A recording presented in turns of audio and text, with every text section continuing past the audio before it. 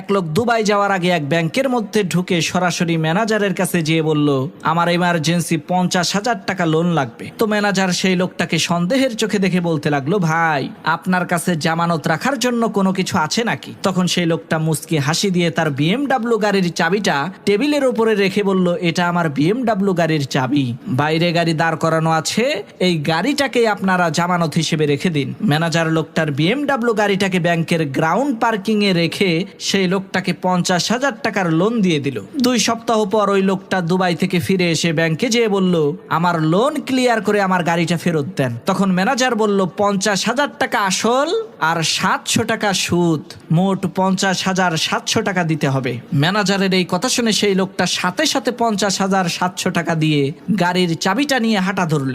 লোকটার এই কাণ্ড দেখে সেই ব্যাংকের ম্যানেজার বলল, ভাই আমরা খোঁজ খবর নিয়ে দেখেছি আপনি কোটি কোটি টাকার মালিক, কিন্তু